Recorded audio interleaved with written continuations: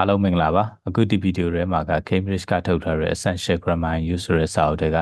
Unit 33သင်ခန်းစာအကြောင်းရှင်းပြပေးမှာဖြစ်ပါတယ်ဒီစာအုပ်ရဲ့ Unit 29 to 36အဖြက်ကဆိုလို့ရှိရင် Model Verb နဲ့ Imperative တွေပေါ့နော်အရှိမှလည်း Model Verb တွေအများကြီးတွေ့ခဲ့ပြီးသွားပြီအခုတော့ have to အကြောင်းဆက်ပြီးလေ့လာရမှာဖြစ်ပါတယ်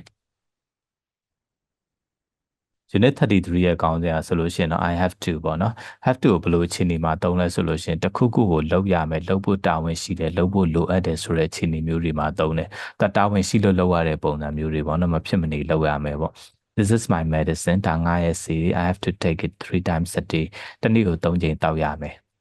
I have to do something ဆိုတာက it is necessary for me to do it ဒါကိုလုပ်ဖို့မဖြစ်မနေလိုအပ်တယ် I'm obligated to do it ဒါကိုလုပ်ဖို့တာဝန်ရှိတယ်ပေါ့အဲ့တော့ I will use this ဆိုလို့ရှိရင် have ကိုသုံးတယ် he she is ဆိုရင် has ကိုသုံးတယ်သူ့နောက်မှာ to plus infinitive form ပြန်လာရမယ်ဒီမှာဆို I will be late for work tomorrow မနေ့ပြန်အလုပ်နောက်ကျမယ် I have to go to the dentist သွားဆရာဝန်နဲ့သွားပြရမယ်ပေါ့James start work at 7 o'clock ချိန်က9နာရီလောက်စရမယ် so she has to get up 6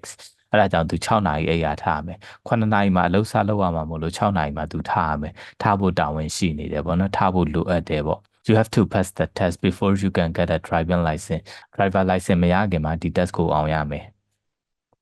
Session B မှာဆိုလို့ရှိရင် have to ရဲ့ past tense က had to ကိုသုံးတဲ့ပုံစံပြထားတယ်ဒါအပေါ်ဝါကြတွေပဲအပေါ်ဝါကြတွေမှာ had to ပြောင်းသုံးပြထားတာပေါ့နော် have to go the dentist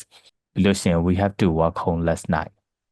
ဒီဝါကြဆိုလို့ရှိရင်လည်းရှေ့ယူနေမှာတွေ့ခဲ့တဲ့ဝါကြမျိုးပဲပြန်ထည့်ထားပါတာပေါ့နော်မင်းညကအိမ်ကိုလမ်းလျှောက်ပြန်ခဲ့ရတယ် there were no bus ကားမရှိတဲ့အတွက်မင်းညအိမ်ကိုလမ်းလျှောက်ပြန်ခဲ့ရတယ်ပေါ့ဒီမှာအတိတ်ကာလတွေကိုပဲပြောထားတာဖြစ်တဲ့အတွက် had to ကိုပဲသုံးပြထားတယ်Session C မှာကျတော့ question နဲ့ negative လောက်တာကိုပြောပြရတယ်ပေါ့နော် we use do dash present tense အတွက် do dash ကိုသုံးမယ် past tense အတွက် did ကိုသုံးမယ်ပေါ့အဲ့တော့မေးခွန်းလောက်မယ်ဆိုလို့ရှိရင် do dash ကိုဝါကြရှေ့ထုတ်မယ်ပြီးရင်ဒီနောက်မှာ have ပြန်ဖြုတ်ရမယ် infinitive form ပဲပြန်လာရမယ် negative လောက်မယ်ဆိုလို့ရှိရင်ဒီမှာ don't လို့ doesn't တို့ကိုထည့်ရမယ်ပြီးဒီနောက်မှာ infinitive verb form ပဲလိုက်မယ်အတိတ်ကာလဆိုလို့ရှိရင်မေးခွန်းလောက်မယ်ဆို did ကိုဝါကြရှေ့ထုတ် negative လောက်မယ်ဆိုလို့ရှိရင်တော့ didn't ပေါ့နော်ဒါမျိုးတွေဖြုတ်ရမယ်ဒီမှာဆိုလို့ရှိရင်မေးခွန်းတွေသုံးပြထားတယ်ပေါ့နော် What time do you have to go to the dentist tomorrow မနက်ဖြန်သွားဆေးခန်းကိုဘယ်ချိန်သွားရမှာလဲ Does Jane have to work on Sunday Jane ကတနင်္ဂနွေနေ့ဒီမှာအလုပ်လုပ်ရလား Why did they have to leave the party early သူတို့ပါတီပွဲကဘာကြောင့်အစောကြီးထွက်သွားရတာလဲပေါ့ပြီးတော့ negative လုပ်မယ်ဆိုလို့ရှိရင် I didn't have to do something ပေါ့နော်အခုကိုလုပ်ဖို့တာဝန်ရှိတဲ့အခြေအနေမှာ have to ကိုသုံးတယ်လုပ်ဖို့မလုပ်အပ်ဘူးဆိုလို့ရှိရင် don't have to ကိုပြန်သုံးနိုင်တယ် I'm not working tomorrow မနေ့ပြန်အလုပ်မလုပ်ဘူး so I don't have to get at early ဒါကြောင့်အရာစောကြီးထားစရာမလိုဘူး Lan doesn't have to work very hard လန်ကအလုပ်ကိုရန်ကြိုးစားစရာမလိုဘူး he got an easy job သူကခက်လွယ်လုပ်ရတာပေါ့ We didn't have to wait very long for the bus ကားအတွက်အချိန်ကြာကြီးစောင့်စရာမလိုခဲ့ဘူး it came in a few minutes မိနစ်အနည်းငယ်အတွင်းမှာရောက်လာခဲ့တယ်ပေါ့Session D မှာကျတော့သူက mass နဲ့ have to ကိုပြန်ရှင်းထားတယ်ပေါ့နော် mass ကကျတော့ဘယ်လိုအခြေအနေမျိုးလဲဆိုတော့အမိန့်ပေးတဲ့အခြေအနေမျိုးတွေဒါမှမဟုတ်လို့ရှိရင်တားမြစ်တဲ့အခြေအနေမျိုးတွေဒါမှမဟုတ်လို့ရှိရင်ကိုယ့်ရဲ့စိတ်ခံစားချက်အရာဒါကိုလုပ်ရမယ်လို့ပြောလိုက်တဲ့ဟာမျိုးတွေ have to ကကျတော့တာဝန်ရှိလို့လုပ်ရတဲ့အခြေအနေမျိုးမှာတုံးတာ You can use must or have to must တော့မဟုတ် have to ကိုသုံးနိုင်တယ် when you say what you think is necessary ဒါကမရှိမဖြစ်လိုအပ်တယ်ဒါကိုလုပ်ဖို့လိုအပ်တယ်လို့ပြောချင်တဲ့အခြေအနေမျိုးလေးတွေမှာကိုယ်ထင်တယ်လို့ပြောတဲ့အခြေအနေမျိုးတွေမှာဒါကိုသုံးနိုင်တယ်ပေါ့နော် when you give your opinion ကိုယ့်ရဲ့ထင်မြင်ချက်တွေပြောတဲ့အခါမှာပေါ့ it's a fantastic film ဒါအရန်ကောင်းတဲ့ရုပ်ရှင်ပဲ you must see it တော့ဒါမဟုတ်လို့ရှိရင် you have to see it လို့သုံးနိုင်တယ်ပေါ့နော်ဒါကိုယ့်ရဲ့ opinion တွေကိုပြောချင်တဲ့အခြေအနေမျိုးတွေဒီမှာဆိုလို့ရှိရင်တော့ when you are not giving your personal opinion ကိုယ့်ရဲ့ personal ထင်မြင်ချက်တွေမပေးတဲ့အခါမျိုးမှာ have to ကိုပဲသုံးရမယ် must ကိုမသုံးရဘူးအဲ့တော့ have to ကကျတော့တာဝန်ရှိလို့လုပ်ရတဲ့ဟာမျိုးပေါ့ Jane won't be at work this afternoon Jane ကဒီနေ့ကမှအလုပ်မှာမရှိဘူး she has to go to the doctor သူမဆရာဝန်ရှိကိုသွားပြရမယ်ဆေးခန်းသွားပြရမယ်ပေါ့ဒါ personal opinion မဟုတ်ဘူးဒါ fact တစ်ခုဖြစ်တယ်သူနေမကောင်းလို့ဆေးခန်းသွားပြရတာထင်မြင်ချက်ပေးတာမဟုတ်ဘူးJane isn't well. Jane ကနေလို့တိတ်မကောင်းဘူး She doesn't want to go to the doctor. သူမဆရာဝန်ရှိမသွားခြင်းဘူးပေါ့ but I told her she must go သူမသွားရမယ်လို့ငါပြောခဲ့တယ်ဒါကကျတော့ personal opinion ကိုပြောတာ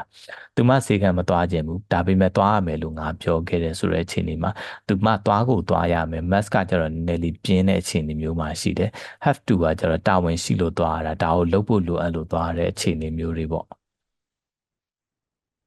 exercise 33.1မှာဆိုလို့ရှိရင် complete the sentences you have to or has to ဒီ have to or has to သို့မဟုတ် have to နဲ့သုံးရမယ်ပေါ့နော် do hit read speak travel wear ဘော်ဒါတွေပေးထားတယ် my eye are not very good မျက်လုံးတွေတိတ်မကောင်းတော့ဘူး I have to wear the glass မျက်မှန်တက်ရတော့မယ်ဒါကမျက်လုံးတွေမကောင်းလို့မျက်မှန်တက်ရတာဒီမှာဆိုလို့ရှိရင်တော့ subject ကိုကြည့်ပြီးတော့ have to ဖြစ်မလား has to ဖြစ်မလားဖြေရမှာပဲဖြစ်ပါတယ်33.2မှာကျတော့ complete the sentences ဟောကြားပြီးပြအောင်ဖြည့်ပေးရမယ် use have to သို့မဟုတ် have to ကိုသုံးရမယ်ဒီ birthday ပဲပေါ့နော် answer တို့ buy တို့ chain တို့ go တို့ work တို့အဲ့တော့ဒီမှာဆိုလို့ရှိရင် last night ပါတဲ့အတွက် had to ကိုသုံးတယ်အဲ့တော့ဒီမှာဆိုလို့ရှိရင် present ဖြစ်မလား past ဖြစ်မလားဆိုတာစဉ်းစားပြီးဖြည့်ကြည့်ရမှာဖြစ်ပါတယ်ဒီ33.3မှာကျတော့ complete the question မိကုန်းနေပြင်အောင်ဖြေရမယ် some are present and some are past တချို့တွေက present တွေတချို့တွေက past tense တွေပေါ့နော်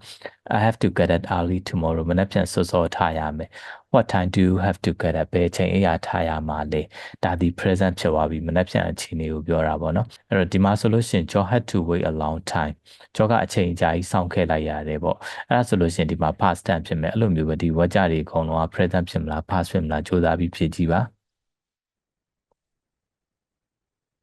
33.4မှာဆိုလို့ရှိရင် right sentences with don't doesn't didn't have to ပေါ့ဒါကိုလုပ်ဖို့မလိုအပ်ဘူးဆိုတဲ့အခြေအနေမျိုးတွေပေါ့ဒီမှာ number 1သူဖြေပြရတယ် number 2မှာဆိုလို့ရှိရင် why is Sue waiting စုကဘာကြောင့်စောင့်နေတာလဲသူမကစောင့်ဖို့မလိုအပ်ဘူးဆိုတဲ့အခြေအနေမျိုးပေါ့အဲ့လိုမျိုးပဲဒီဘဝကြတွေအကုန်လုံးဒီပုံစံနဲ့ဖြည့်ကြည့်ရမှာဖြစ်ပါတယ်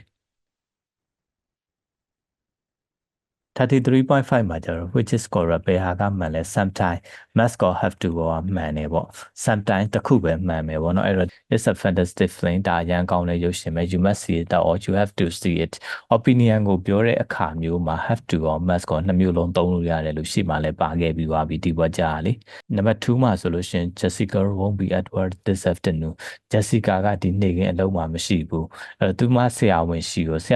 တပ်ပြရမယ်ဒါတာဝန်ရှိလို့သွားတာhas to go ဖြစ်မယ်has to go က correct ပေါ့နော်မှန်တယ်ဒီမှာဆိုလို့ရှိရင် number 3 to 7မှာနှစ်ခုလုံးမှန်နှစ်ခုလုံးရေးရမယ်တစ်ခုပဲမှန်တယ်ဆိုလဲတစ်ခုပဲပေါ့လို့စူးစမ်းပြီးဖြည့်ကြည့်ပါ33.7မှာဆိုလို့ရှိရင် write something that you or your friend or family have to do or had to do လုပ်ဖို့လိုအပ်တယ်လုပ်ဖို့တာဝန်ရှိတဲ့အရာတွေရေးခိုင်းတာပေါ့နော် every day I have to travel 10 mile every day ကျွန်တော်နေ့တိုင်း10မိုင်ခရီးသွားရတယ်10မိုင်သွားရတယ်ပေါ့နော်အဲ့ခါမျိုးလေးတွေဒီမှာစူးစမ်းပြီးတော့ကိုယ့်ပိုင်ဝါကြလေးတွေတိစောက်ကြည့်ပါအဲ့တော့ကိုယ်ပိုင်ဝါကြတွေတိစောက်တဲ့အခါမှာလည်းဒါကိုလုပ်ဖို့တာဝန်ရှိတယ်လုပ်ဖို့လိုအပ်တယ်ဆိုတဲ့အခြေအနေမျိုးတွေ have to နဲ့သုံးရမယ့်ပုံစံတွေဖြစ်ပါတယ်